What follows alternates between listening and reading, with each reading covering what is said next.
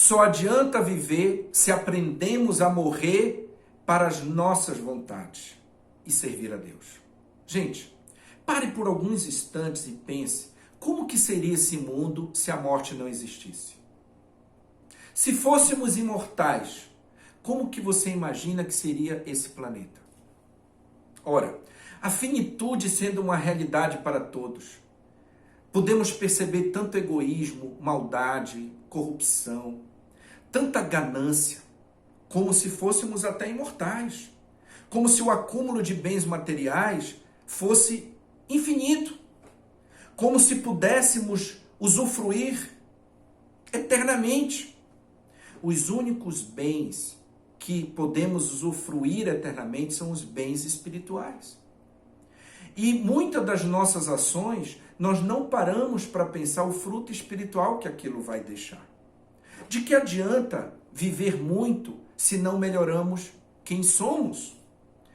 Hoje, dia 20 de janeiro, dia de São Sebastião, me inspirou, na morte deste santo, a falar um pouco sobre a finitude. Ele que nasceu no século III na França e foi pequeno com sua família para Milão, onde foi educado no cristianismo e entrou no exército romano do imperador Diocleciano.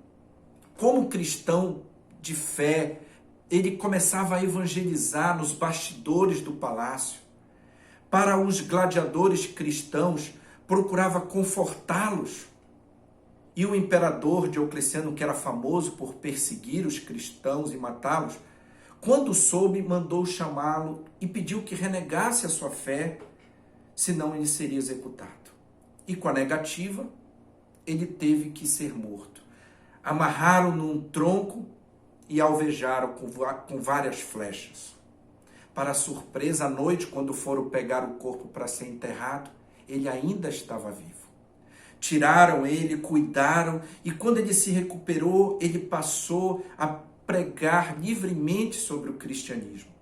Tentou, inclusive, voltar para fazer com que o imperador deixasse de perseguir e executar os cristãos. E dessa vez, Diocleciano mandou-o matar.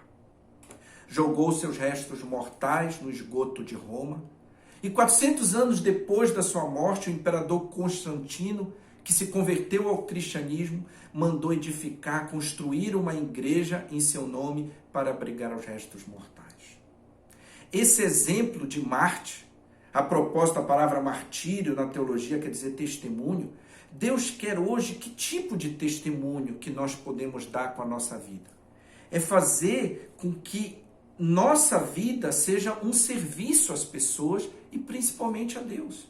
Como a inspiração dos santos nos ensinam a servir a Deus, a desprezar mais os atrativos do mundo para viver a firmeza do nosso propósito de missão. E evangelizar, qualquer que seja o nosso cargo de atuação. Nós podemos fazer isso da forma mais simples, até sem dizer uma palavra do nome de Jesus, por exemplo, você pode com as suas ações evangelizar alguém. Rita de Cássia era assim. E quando perguntavam para ela, quem é o teu Deus? Ela dizia, Jesus, meu Salvador. Ela evangelizava na simplicidade de suas ações. Todos os santos desejaram ardentemente crescer na virtude. Fizeram uma verdadeira exercícios de penitência na sua fé. Tinham amor à disciplina espiritual. Uma prontidão à obediência. Várias vezes renunciaram suas próprias vontades e desejos para pacientemente sofrerem por Cristo, acreditando na vida eterna. Gente, a morte ela pode ser uma boa conselheira. Aprendendo a morrer, se preparando para morrer, aprendemos a viver de verdade. Nós devemos olhar a finitude com alegria e não com desespero e temor. Eu acredito que a verdadeira liberdade encontra-se num coração que faz uma oferta diária para a vontade de Deus se fazer em sua vida. Aonde está a liberdade interior, o Espírito Santo de Deus age nessa nossa liberdade. Ali Deus está conosco. Seria uma insensatez nossa pensarmos apenas no imediato e esquecermos daquilo que não passa. Pergunto a você. Que marca de saudade você deixará no coração das pessoas após a sua morte? Qual a melhor memória afetiva que as pessoas lembrarão de você no melhor da sua essência. Pare um pouquinho para pensar sobre isso. 3 dicas de disciplina espiritual interessante a exemplo dos santos. A primeira é: tenha amigos santos de Deus. Ou seja, escolha os seus santos de devoção que são verdadeiros exemplos para você. O meu, por exemplo, é Santo Agostinho.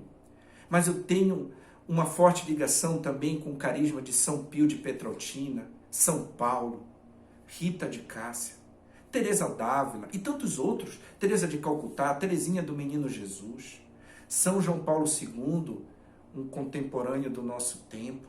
Muitos tiveram a oportunidade de conhecê-lo pessoalmente, mas são exemplos vivos de inspiração para a nossa vida. Desejar ardentemente fazer a vontade de Deus, lutando às vezes com os nossos próprios vícios. Isso é buscar uma vida de santificação. Segunda disciplina espiritual é conservar um coração leve, apontado para Deus, porque é lá nossa morada definitiva. Nós teremos muitos momentos de felicidade, mas só seremos plenamente felizes junto de Deus.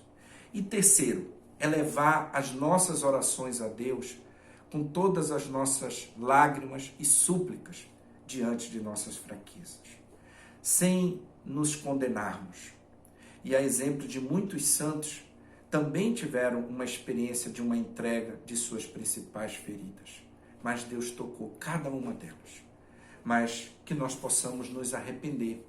Como nessa leitura aqui do livrinho da Imitação de Cristo, inspirado no livro de Tobias e no Salmo 118, que é uma verdadeira oração que diz: dai-me, Senhor, tempo para conhecer e chorar minhas culpas, antes que me vá à terra da escuridão e da sombra da morte. Trespassai do vosso temor a minha carne, vossos juízos me fazem tremer. Gente, que nós possamos nos abandonar em Deus, entregar a nossa vida, porque só adianta viver se aprendemos a morrer. E nos preparando para morrer, aprendemos a viver de verdade. Pense nisso, isso serve para a nossa vida.